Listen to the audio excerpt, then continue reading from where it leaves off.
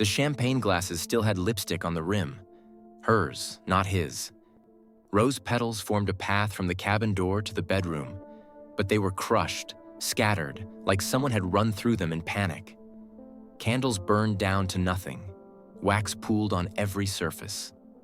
And there, on the bed surrounded by decorative pillows and silk sheets, lay Sarita Transom's body, her eyes frozen in an expression that wasn't surprise. It was recognition. Detective Rachel Morrison stood in the doorway of the Pine Ridge cabin on that cold November morning, her breath forming clouds in the unheated space, and knew immediately that this wasn't a romantic weekend gone tragically wrong. This was a stage. Someone had spent hours making murder look like love. On the nightstand, Sarita's phone screen glowed with an unsent text message that made Morrison's blood run cold. He's not who he said he was. Sarita Transom was 34 years old when she died. A marketing executive at a tech startup in Portland, she was the kind of woman who remembered everyone's birthday, who organized office fundraisers, who FaceTimed her mother every Sunday without fail. Her apartment walls displayed framed photos of hiking trips with friends, her rescue dog Charlie, her nephew's soccer games. She was, by every account, vibrant, cautious, intelligent. The kind of person you'd never imagine in a true crime documentary. But that's the thing about victims. They're never the kind of people you'd imagine until they are. 4 months before her death, Sarita had updated her relationship status. Her Instagram stories suddenly featured mystery hands holding hers, restaurant tables set for two, sunset photos captioned with heart emojis. Her best friend Emily Chen watched this transformation with joy. Sarita had been single for 2 years after a difficult breakup, focusing on therapy and self-growth. She'd been cautious about dating again, selective, intentional. So when she started posting about finally meeting someone who gets me, Emily celebrated. They all did. "I think he might be the one," Sarita had told Emily 3 weeks before the cabin trip, her eyes bright over coffee at their usual Sunday brunch spot. "I know it sounds crazy, I know it's fast, but Em, when you know, you know." Emily had smiled, squeezed her friend's hand, ignored the small voice in her head that whispered, "But you've never actually met him in person for more than a few dates, have you? If you're watching this alone at night, subscribe now. What happens next will make you check every lock in your house. The 89% who don't subscribe, they're the ones who think it can't happen to them. They're the ones who believe they're too smart, too careful, too aware." Sarita thought that too. She had a master's degree, a therapist, a circle of protective friends. None of it mattered when she opened her heart to the wrong person. Hit that subscribe button, or keep scrolling and pretend you're different. Your choice. The weekend getaway had been his idea. David Chen, or the man calling himself David Chen, had suggested it in early October. "My family has this cabin in the mountains," he texted. "Completely private, no neighbors for miles. Just us, nature, a fireplace, and no distractions. What do you say? Let's escape reality for a weekend." Sarita had screenshot the message and sent it to Emily with 3 exclamation points. This was it.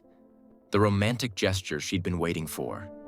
Proof that he was serious, that this relationship was real. Their love story had started on a dating app called Connect Heart, one of dozens promising algorithm-matched soulmates. David Chen's profile was immaculate. 38 years old, tech entrepreneur, founder of a cybersecurity startup. His photos showed a handsome man with kind eyes, great smile, always in tasteful settings. Coffee shops, hiking trails, art galleries. His bio read, "Looking for genuine connection. Tired of games. Want someone who values honesty, intelligence, and laughter. Let's build something real." Sarita had swiped right. He'd matched instantly. Their first conversation lasted 4 hours. He asked thoughtful questions about her work, her dreams, her rescue dog. He shared stories about his own life, growing up in Seattle, losing his father young, building his company from nothing. He was vulnerable without being broken, confident without being arrogant. He was, in every measurable way, perfect. The relationship accelerated with the intensity of a wildfire. Good morning texts turned into all-day conversations. Voice notes replaced typing. He sent flowers to her office with cards that quoted her favorite poets. After 3 weeks, he said, "I'm falling for you." After 6, "I love you." After 8, "I want to build a future with you." But there were quirks, small things that Sarita explained away, that Emily had noticed but hesitated to mention. David never video called. His camera was always broken, or he was in bad lighting, or he'd just gotten out of the shower. He was always too busy for group hangouts with Sarita's friends. His social media presence was minimal, private, carefully curated. When Emily finally voiced her concerns 2 weeks before the cabin trip, Sarita had bristled. "Not everyone lives their life online, Em. He's private. That's actually refreshing. But you've only met him in person, 3 times? And always for short coffee dates? He travels constantly for work. You know this." "Right, but Emily." Sarita's voice had an edge. "I appreciate you looking out for me, but I'm not a child. I'm being careful. I'm being smart. He's legitimate. I've verified everything. Can you just be happy for me?" Emily had backed off. She'd said, "Yes, of course, I'm happy for you." She'd swallowed her doubts because what kind of friend reigns on someone's happiness? What kind of friend sees threats in every shadow? The kind who wishes she'd spoken louder. Friday, November 3rd. Sarita packed her bag with care. The lingerie she'd bought specifically for this trip, the hiking boots in case they explored, the book she'd been meaning to read. She texted Emily at 2 p.m. "Leaving now. Won't have service at the cabin, but I'll call you Sunday when we're back. Wish me luck. I think tonight's the night he proposes." 3 heart emojis. 1 champagne bottle emoji. 1 ring emoji. Emily texted back, "OMG. Call me the second you can. Have the best time. Love you." "Love you too." Those were the last words Emily would ever receive from her best friend. Neighbors at Pine Ridge, a scattered community of vacation cabins in the Cascade Mountains, reported seeing Sarita's car arrive at approximately 5 p.m. A couple in cabin 12, the Hendersons, waved as the car passed. They seemed happy, Mrs. Henderson would later tell police. The woman was smiling, looking at her phone. Normal couple on a romantic getaway. Saturday passed in silence. No Instagram stories, no texts. For anyone else, this would be normal, a digital detox, a romantic escape. But for Sarita, who documented everything, who never went more than 6 hours without some form of communication, it was a red flag Emily didn't see until it was too late. Sunday morning, 10 a.m. Emily called Sarita for their standing post-weekend debrief. Straight to voicemail. She waited an hour, called again. Voicemail. By 2 p.m., Emily's concern had metastasized into full-blown panic. She called David's number, the one he'd given Sarita. Disconnected. She checked Sarita's location sharing, disabled Friday evening. She called Sarita's mother, who hadn't heard from her daughter since Thursday. At 3 p.m., Emily called the police. Subscribe right now if you've ever ignored your gut feeling about someone. The comments are full of people who wish they had. Don't be the one writing "I should have listened" later. Emily ignored her instincts because she didn't want to be the paranoid friend, the party pooper, the one who couldn't let her friend be happy. She carries that guilt every single day. Don't let that be you. Don't let that be someone you love. Subscribe, or tell us in the comments why you think you're immune to this. We'll wait. The wellness check was routine at first. Officer James Park drove up to Pine Ridge expecting to find a couple who'd lost track of time. Maybe a dead phone battery, probably annoyed at the interruption. He arrived at 5:47 p.m., just as the sun was setting behind the mountains. The cabin was dark except for one light in the bedroom. The door was unlocked. "Hello? Portland PD? Wellness check?" Silence. He pushed the door open, and that's when he saw it. The rose petals, the candles burned down to nubs, the champagne glasses. The romantic scene that was too perfect, too staged. And then he saw her. Officer Park had been on the force for 12 years. He'd seen bodies before. But something about this one, the careful arrangement, the preserved beauty of the scene, the wrongness of it all, made him step back outside and call for Detective Morrison immediately. Detective Rachel Morrison arrived at 7:15 p.m. with a forensics team. By 7:30, the cabin was bathed in artificial light, photographers documenting every angle, every detail. Morrison had worked homicides for 15 years, and she'd learned that crime scenes speak if you know how to listen. This one was screaming. The champagne bottle sat on the kitchen counter, unopened. The cork still sealed, the foil unbroken. Someone had set it out for display, not consumption. The dinner plates on the romantic table setting were empty. No food residue, no utensil marks. Decorative only. Sarita's suitcase sat by the door, still packed, clothes folded neatly inside. She'd never unpacked. Whatever happened, happened fast. The bedroom told the real story. Sarita lay on the bed, fully dressed in the outfit she'd arrived in. Jeans, a cream-colored sweater, brown boots.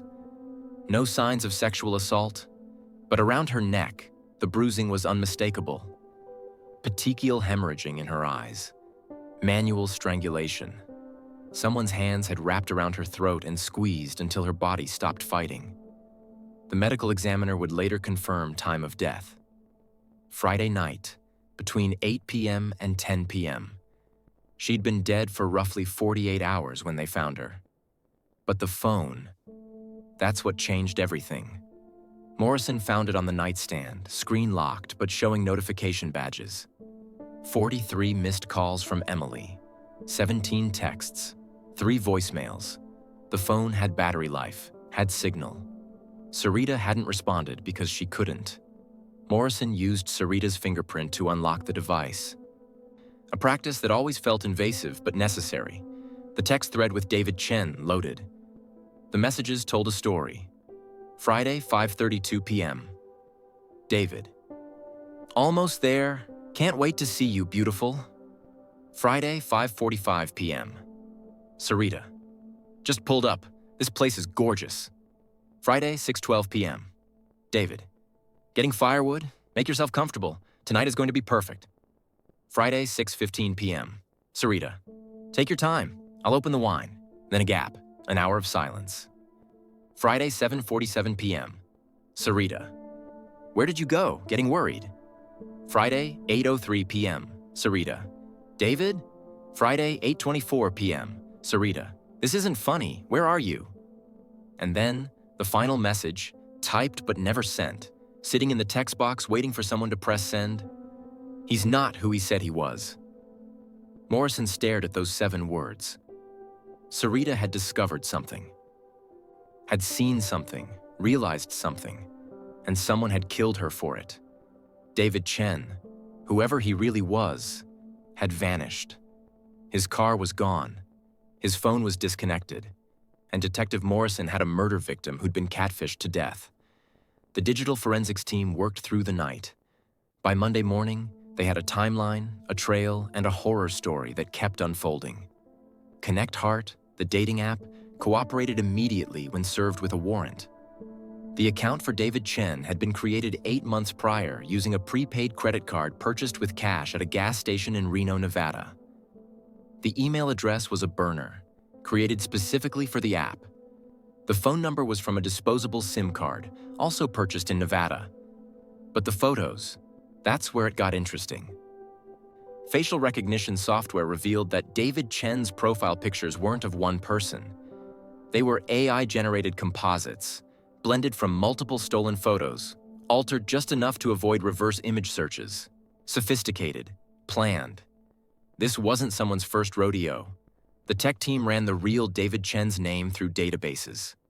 They found him within hours. David Chen, 39, software developer living in San Francisco, married with 2 kids, absolutely shocked to learn his identity had been stolen. He'd never been to Portland. He'd never used Connect Heart. His identity had been carefully stolen, enough real information to seem legitimate, enough fiction to hide the truth.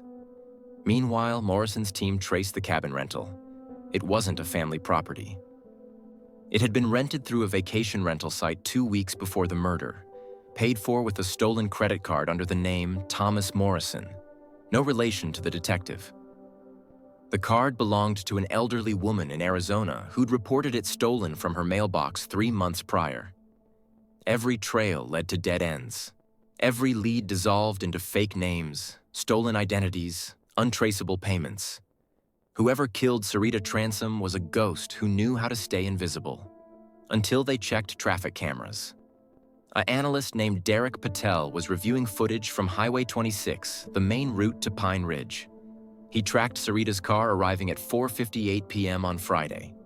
Then, at 9:43 p.m., just hours after Sarita's estimated time of death, a black Honda Civic left the area.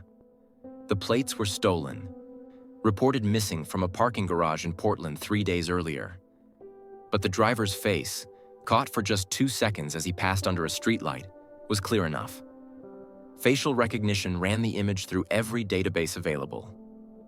At 2 a.m. on Tuesday morning, 3 days after Sarita's body was discovered, they got a hit. Marcus Holbrook, 41 years old, last known address, Reno, Nevada. Marcus Holbrook's criminal record read like an escalation map. It started small: credit card fraud at 19, identity theft at 23. Restraining orders from 2 different women in his 20s, both citing harassment after brief relationships. Financial fraud charges at 35, served 2 years, released on parole 3 years ago. And then, nothing. For 3 years, Marcus Holbrook had stayed off the radar completely. Not because he'd reformed, because he'd gotten smarter. Morrison flew to Reno with a warrant and a tactical team. They hit Holbrook's registered address, a dumpy apartment in a complex that had seen better decades. He wasn't there, but his landlord said he hadn't been there in months, though rent was still being paid, always in cash, always on time. The storage unit was the breakthrough. Holbrook had rented a 10x10 unit at a facility off Highway 80. Paid for a year in advance, cash payment, fake name. The warrant was executed at dawn. Inside, they found his trophies, driver's licenses, 14 of them, all women, ages 28 to 42. Credit cards in multiple names, jewelry, earrings, necklaces, rings, watches, phones, tablets, laptops, and photographs. Dozens of photographs of women, some candid, taken without their knowledge. Some were selfies pulled from social media. Some were screenshots from dating apps. Sarita's driver's license was there. So was her laptop, her tablet, her jewelry box. But there was another license that stopped Morrison cold. Jessica Ramirez, 29 years old, last seen 3 years ago in Sacramento, California. Missing person case gone cold. And here was her ID, sitting in Marcus Holbrook's collection like a souvenir. If you're not subscribed, you're missing the warning signs we cover in every video. Your sister, daughter, mother, or friend could be talking to a Marcus Holbrook right now, and you'd never know until it's too late. The people who don't subscribe are the same ones who say, "I never thought it would happen to someone I know," after it's too late to matter. Make it make sense in the comments if you're going to keep scrolling. We'll be here documenting these cases whether you're paying attention or not. The evidence in the storage unit was overwhelming, but Marcus himself remained a ghost. A nationwide manhunt went public. His photo, his real photo, was plastered across news stations, social media, FBI wanted lists. Tips poured in, sightings from everywhere. Most were dead ends. Until Tuesday afternoon, when Marcus Holbrook walked into a police station in Boise, Idaho, and turned himself in. "I'm tired of running," he told the booking officer, "and there are others you haven't found yet." Marcus Holbrook sat in the interrogation room like a man confessing at church, unburdened, almost relieved. Detective Morrison sat across from him, her face carefully neutral, her mind screaming with rage she couldn't show. "Tell me about Sarita," she said. Marcus nodded slowly. "She was smart, smarter than the others. I was always careful, you know? I'd take what I needed, credit cards, jewelry, cash, and disappear before they fully understood what happened. Financial stuff. They'd be embarrassed, wouldn't report it right away, and by the time they did, I was gone. New identity, new city, new targets. But Sarita, she saw my real wallet. I'd brought two, one with the David Chen ID, one with my real stuff. Stupid mistake. I went to get firewood, and I must have left the wrong one out. When I came back, she was holding my license. Marcus Holbrook. She looked at me and said, "Who are you?" And I saw it in her eyes. She knew. She was going to call the police. She was already reaching for her phone. Morrison's jaw clenched. "So you killed her?" I panicked. I didn't plan it. I couldn't go back to prison. I couldn't. My hands were around her neck before I even realized what I was doing, and then it was too late to stop. Too late to take it back. He looked up, and Morrison saw no remorse in his eyes, just calculation. After I tried to make it look romantic, like maybe she'd had a heart attack during a nice evening. I knew it wouldn't hold up under investigation, but I thought maybe it would buy me time. And Jessica Ramirez? Marcus went quiet. Then, "There's a property in Northern California. Abandoned farmhouse my uncle used to own, deeded to me when he died. It's off County Road 47, about 20 miles outside of Redding. You'll find her there." Morrison felt her stomach drop. "Buried?" "Yes." "Why?" "Same reason as Sarita. She figured out who I was, threatened to go to the police. I couldn't let that happen." The room felt like it was closing in.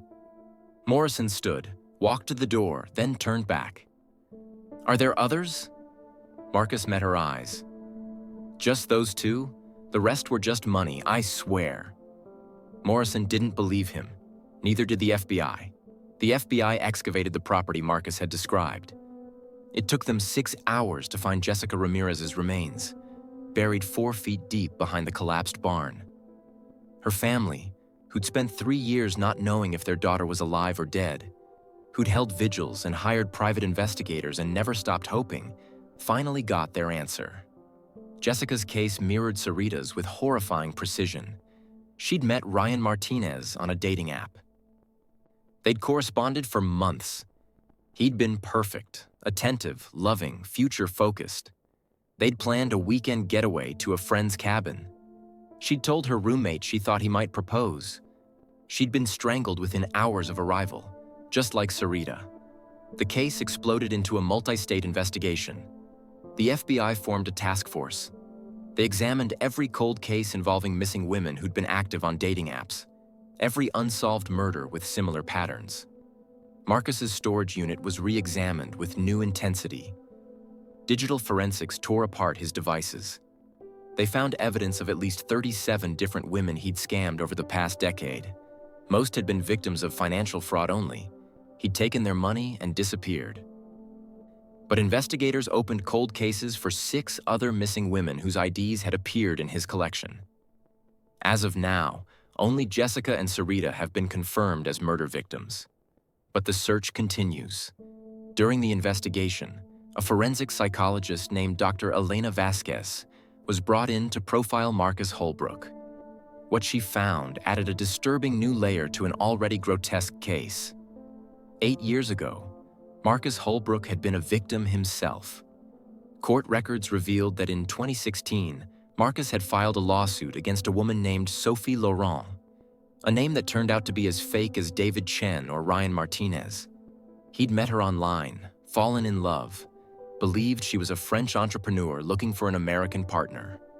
Over 6 months, he'd wired her $180,000, his entire inheritance from his parents' estate. When he finally tried to meet her in person, she vanished. The money was gone.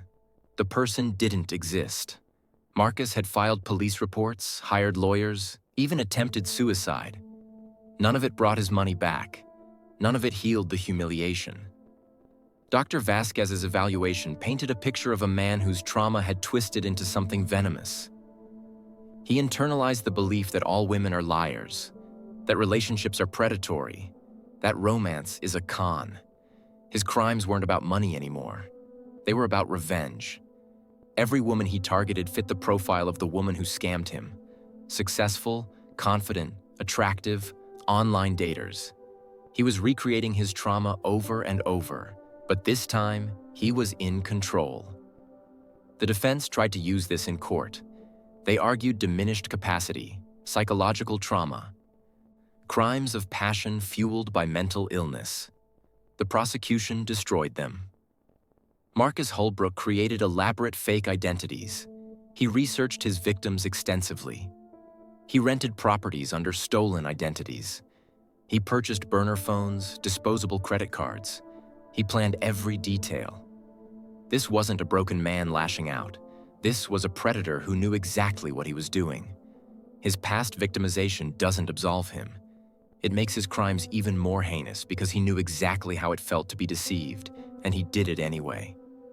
The jury deliberated for 90 minutes. Guilty on all counts.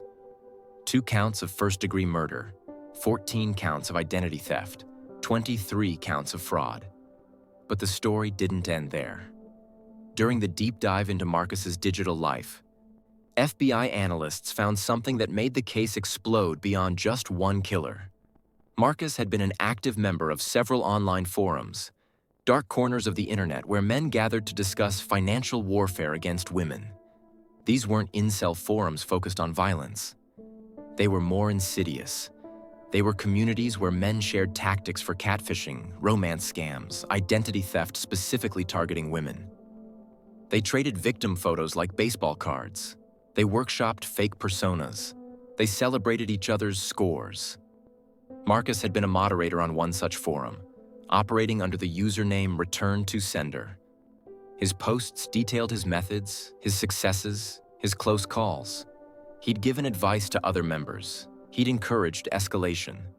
The FBI identified 47 active members of the forum. Arrests were made across 16 states, but the forum itself was just one of many. The investigation revealed an entire ecosystem of men using romance and technology as weapons. A task force was formed. Dozens of cold cases were reopened with this new lens. And the question haunted everyone involved. How many more Marcus Holbrooks are out there right now, crafting perfect personas, targeting lonely people, leaving bodies in their wake? The rabbit hole went deeper than anyone wanted to admit. The sentencing hearing took place on a gray February morning, 6 months after Sarita's death. The courtroom was packed. Sarita's family on one side, Jessica's on the other, Emily in the front row with tears streaming down her face. Sarita's mother, Margaret Transom, gave a victim impact statement that left no one unmoved. "My daughter was brilliant, kind, and careful. She did everything right. She vetted him. She told her friends where she'd be. She trusted her instincts until someone more clever than her made her doubt them. Marcus Holbrook didn't just kill my daughter. He killed the trust she'd built after years of healing. He killed the hope she had for a future. He killed the joy she'd finally allowed herself to feel. And for what? Because he was scared? Because he was greedy? Because he could?" Emily's statement was shorter but equally devastating. "I knew something was wrong. I felt it in my gut. But I didn't want to be the paranoid friend, the dream killer, the one who couldn't be happy for someone I loved. I let social niceties and politeness override my instincts. I stayed quiet because I didn't want to offend. And now my best friend is dead. And I have to live with the fact that maybe, if I'd been louder, more insistent, more annoying, she'd still be alive. I carry that every single day." Still not subscribed? Sarita's friends thought they'd have more time to convince her something was wrong. They thought they'd get another chance to speak up. They were wrong. Don't let someone you love become another case we cover. Subscribe and share this story. Make people aware. Or explain in the comments why you won't. Why you think this could never happen to you or anyone you know. We're listening. The victims are listening. Marcus Holbrook was sentenced to life in prison without possibility of parole on 2 counts of first-degree murder, to be served consecutively. Additional sentences for fraud and identity theft added decades more. Though they were largely symbolic, Marcus Holbrook would die in prison. As he was led out of the courtroom, he turned back one final time, not to his victims' families, not to apologize, but to look at the reporters, the cameras, the audience. He smiled.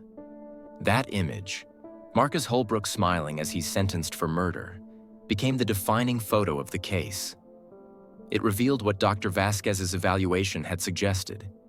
He felt no remorse, only satisfaction that his story would be told, that he'd be remembered, that he mattered. But here's the twist that makes this case even more chilling. The detail that woke Morrison up at night for months after. 1 week before Marcus Holbrook's sentencing, a woman named Alicia Brennan walked into a Portland police station. She was shaking, pale, clutching her phone like a lifeline. "I matched with David Chen," she said. The detective at the desk went still. "When?" 2 weeks after Sarita Transom died, November 18th. Same profile, same photos, same bio. I almost went on a date with him. The investigation confirmed it. Marcus had reactivated the David Chen profile while on the run, while the FBI was hunting him, while Sarita's body was still in the morgue awaiting autopsy. He'd matched with 3 different women in those 2 weeks. He'd been actively hunting for his next victim even as his last one dominated the news. Alicia had been the only one who'd reported him. She'd seen something. A small inconsistency, a weird comment, an off feeling, and she'd taken screenshots and reported the profile to Connect Heart's safety team. The report had been filed but never cross-referenced with the active investigation. The system had failed. If Marcus hadn't turned himself in, Alicia might have been victim number 3. That revelation haunted everyone involved. It revealed the true nature of Marcus Holbrook. He was never going to stop. Prison wasn't rehabilitation. It was just containment. In the aftermath, Sarita's family established the Sarita Transom Foundation, focused on dating app safety and digital identity verification. They lobbied for legislation requiring dating platforms to implement mandatory ID verification, regular security scans for fake profiles, and immediate cross-referencing with criminal databases. The Sarita's Law proposal faced massive pushback from tech companies citing privacy concerns and implementation costs. As of now, it hasn't passed. The fight continues. Emily quit her marketing job and became a victim advocate, speaking at colleges and community centers about recognizing red flags in online relationships. "Sarita was smarter than me, more careful than me, more aware than me," she tells audiences. If it could happen to her, it can happen to anyone. This isn't about blaming victims for not seeing the signs. It's about acknowledging that predators are getting more sophisticated, and we need to be louder, more annoying, more willing to risk being wrong if it means keeping someone safe. The Connect Heart dating app implemented new safety features after the case, including better identity verification and a check-in feature that alerts designated contacts if a user doesn't confirm their safety after a scheduled date. Other platforms followed suit, though critics argue the changes don't go far enough. But perhaps the most important legacy is the conversation Sarita's case started. The uncomfortable truth that romance can be weaponized, that loneliness makes people vulnerable, that technology has given predators tools their predecessors never had. On a Wednesday afternoon in October 2024, almost a year after Sarita's murder, Detective Morrison sits in her office reviewing the Marcus Holbrook case file. It's technically closed. Marcus is in prison, the victims are identified, the evidence is overwhelming. But Morrison can't shake the feeling that they missed something. She pulls up the forum Marcus moderated. The FBI seized the servers, arrested the members they could identify. But the internet is infinite, and for every forum they shut down, 3 more appear with different names, different platforms, different methods. Marcus Holbrook is in prison, but how many men read his posts, learned from his methods, and are still out there creating perfect personas, spinning elaborate lies, targeting vulnerable people? Morrison opens her laptop and searches Connect Heart for male profiles in the Portland area. Thousands of results.